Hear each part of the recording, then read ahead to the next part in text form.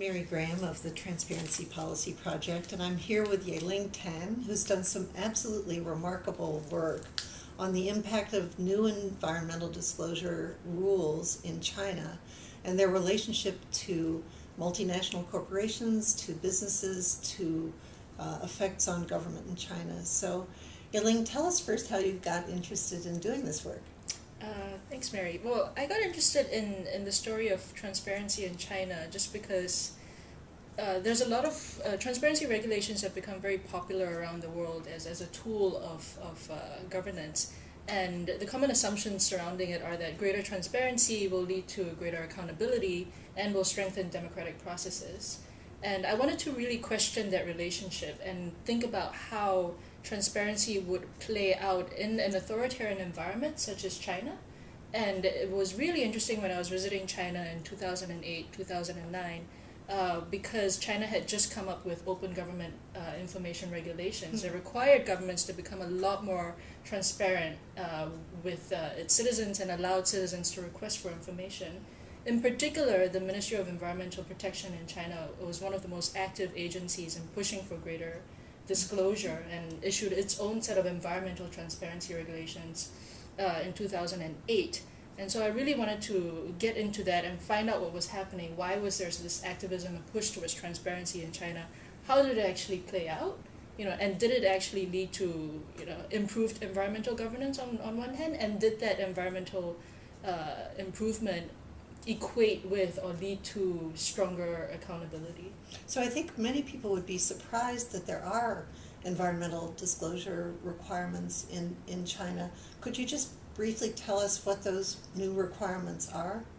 Yeah, so China's environmental transparency regulations are quite unique in the world because firstly, the burden of disclosure lies with governments.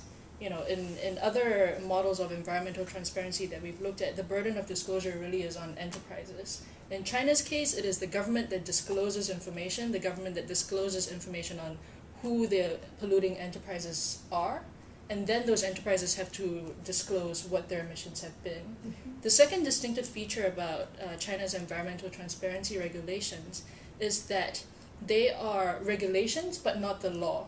So under China's legal framework, the state secret law and the archives law has a higher standing than these disclosure regulations, which leads to, on the official level, some level of confusion as to whether or not a state official should disclose information or would he be violating the secrets law.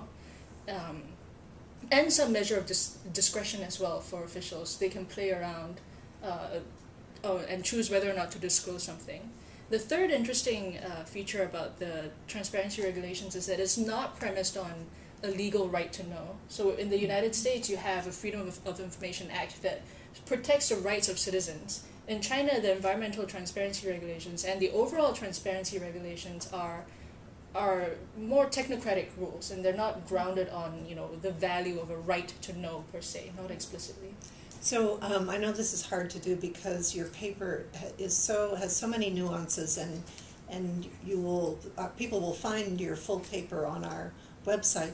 But could you just highlight 2 or 3 of the findings that you found the most interesting and maybe the most surprising?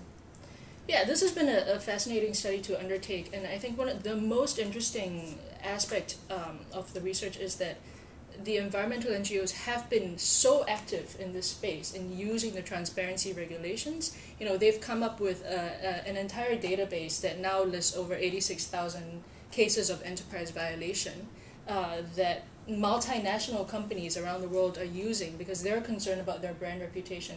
So now this website that was created in China is used by companies like Nike, like General Electric, as a monitoring device for them to screen their local suppliers and to get them to change their polluting activities. So something that a local transparency regulation can have quite global ramifications. And also another new initiative that's been undertaken by NGOs is this ranking of city-level governments according to how transparent they are, how open they are with their environmental information. 113 cities across China have now been ranked, and this has created this sort of competitive pressure to do better, and it allows citizens, much more scope to understand, where their governments stand. and just the level and things in China are changing every day, and I think that's been the most interesting part about the research. This is fascinating work, and thank you so much, Thank Yeling, you for talking having with me. us. Thank you.